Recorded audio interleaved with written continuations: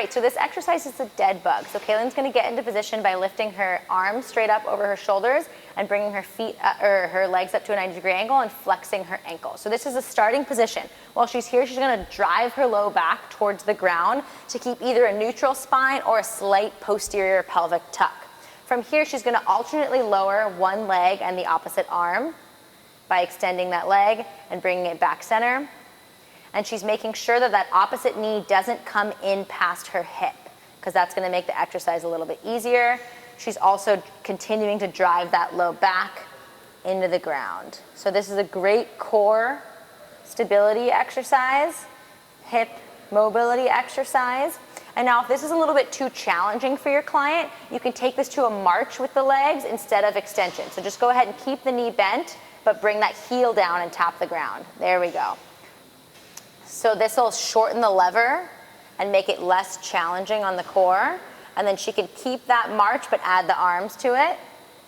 There we go. It's a brain challenge. Great. And then if she wanted to make this exercise harder, she could straighten her legs so her feet were up towards the ceiling. There we go. Keep the same movement, but with those legs long the whole time. Again, you want to make sure that your client can really keep driving their low back into the ground. Good. So this is dead bug is an exercise that you can regress or progress really well to meet your client wherever they're at and work on core and lumbar stability with hip mobility. Excellent. So our next exercise that she's going to get right into is a bird dog. So Kaylin's just going to flip over onto all fours. This is a quadruped position. Hands below her shoulders, knees below her hips. So this is a joint stacked position, which is the position that we want to be in all of our exercises. And then she's going to have a neutral spine. From here, it's similar to the dead bug, just reversed, where she's going to bring opposite arm and opposite leg up while maintaining a neutral core and back down. Up, good. So you can see her hip doesn't rotate at all and her spinal position really doesn't change. Good. Kaylin has a little bit of a natural arch in her back, which you can see here, but you can see that it doesn't get deeper as she lifts. So she's really squeezing through that glute to extend her hip rather than letting her hip externally rotate. Clients are often going to want to let that hip rotate. So you might just have to shorten the range of motion to keep them stable, or you can stand next to them or put them next to a wall so if they can feel if they start to rotate. This is an exercise that's often done incorrectly. From here, Kaylin can extend all the way out, and then if she wants to add a little bit of mobility in, she can bring her knee and her elbow to touch. So go ahead and bring them together, and then back out. Together as close as you can get it. Out. Bring them all the way in, good, and back out. So that's just going to work a little bit more on thoracic flexion and extension, and then hip flexion and extension as well. So that, again, this one's going to help with core stability, hip extension, and thoracic flexion and extension. Great. Last one she's going to do here, go ahead and flip over into a glute bridge position. You'll basically start in a sit-up position here.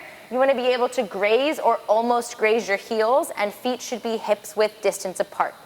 From here, she's going to drive her arms into the floor, drive her feet into the floor, and lift her hips towards the ceiling. Good. At the top position, she should have a straight line from her knees through to her shoulders, and you can either make this exercise isometric by having her hold at the top, or she can lower back down, tap, and then lift right back up. Squeezing hips at the top, lower back down. Good. So you can see her feet are hip width distance apart. She doesn't hyperextend her back at all. She's got a nice straight line from her knees to her shoulders at the top position here. So this one's going to be good for glute activation, getting into that hip extension position, and getting some mobility in the front of the hips. Excellent. So this exercise is called the pelvic tilt. It's going to help with hip mobility and help the client in finding a neutral pelvis and neutral spine position. So Brandy's just going to move through a posterior pelvic tilt. She's going to tuck her pelvis under, squeeze her glutes, into an anterior pelvic tilt where she's going to lift her hips towards the sky, and she's going to make big exaggerated movements here, back and forth. So this is going to get some hip mobility, and she's gradually going to make these movements smaller until she finds the middle position, which would be a neutral pelvis and a neutral spine. So this can just be kind of a basic exercise for helping clients get a little bit of hip mobility and find what an actual neutral pelvis and neutral spine feels like if they've never felt that before. The next one she's going to do is a clamshell. So she's going to roll onto her side. Her head's gonna be rested on her bicep, knees bent at about a 45-degree angle, and her head, shoulders, hips, and heels are in line. From here, Brandy's gonna externally rotate that top leg using her glute med, perfect, and then lower back down nice and slow. You can see her heels stay together, and it's really a small movement. If she were to make this movement any bigger, she would start to roll open at her hip, and we'd get the movement from the back rather than the hip. So we want this all to be hip movement where we're just isolating her glute med. And the glute med is often a weak or underactive muscle in many individuals, so this movement can help activate that region. To add intensity to this exercise, Brandy could add a small band around her quads to increase the intensity. And so she'll just hold for a second at the top and lower. You can do this exercise a variety of ways, just like she's doing it here by lifting and lowering, or you could make it an isometric hold by holding the position at the top. And again, adding a band will increase intensity. From here, Brandy's gonna do a side lying thoracic twist. So she's gonna grab the foam roller. Now this just helps ensure proper spinal alignment. So she's gonna bring one leg over. Again, she's perfectly stacked, hip over hip, shoulder over shoulder. And this front leg is gonna be there on top of that foam roller just so we stabilize and anchor her pelvis. She's gonna bring one hand over the other, and then she's gonna open up like the pages of a book.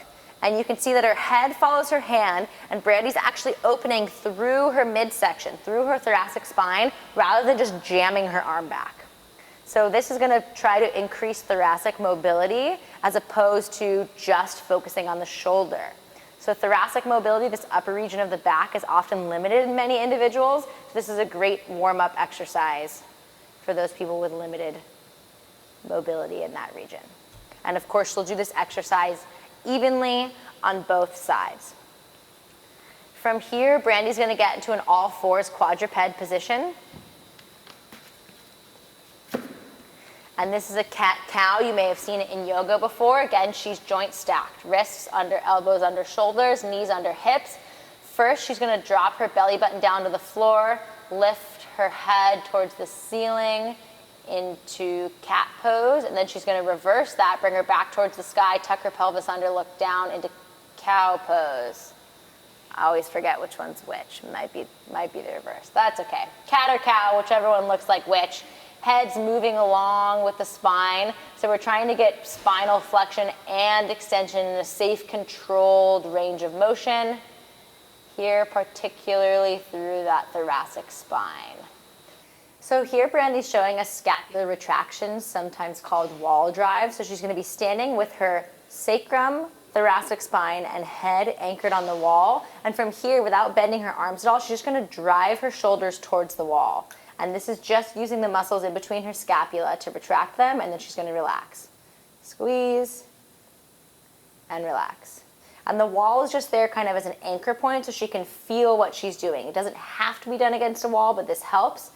And additionally, if she wanted to add some more intensity to this, she could hold a band in her hands. Great. From here, she's gonna go right into wall angels. So she's gonna make a goalpost position. Same thing, her sacrum, thoracic spine, and head are anchored on the wall. And if your client was limited in mobility here and you started to see their lumbar spine arching, you could just have them walk their feet further away from the wall, and that'll help. So from here, she's gonna keep her elbows and hands on the wall, and then she's just gonna start to slide her hands up the wall as much as is comfortably possible until she reaches her end range of motion, and then she's gonna slide right back down. So this is gonna help with thoracic extension and also shoulder mobility. Beautiful.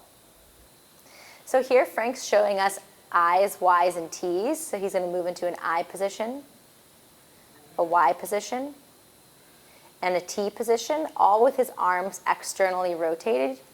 And he's just lying down on the bench, nothing else is moving, and the movement's really coming from his scapula and shoulders here. So it's a small movement, his elbows stay straight, and this is gonna help strengthen the muscles of the rhomboids, the mid and lower traps, which are often underactive compared to the upper traps, and help prepare your body for pushing and pulling movements using the upper body. Excellent. So this is another way to do the I's, Y's, and T's using a TRX if you have access to one. So Frank's gonna get into a straight position from his heels up through his shoulders. He's gonna lean away from the TRX. It's gonna hold him, I promise. And then from here, he's gonna go into an I, slow and controlled out into a Y, slow and controlled out into a T. So this is gonna work those same parascapular muscles that are gonna help with your pulling, pushing, and pressing type exercises.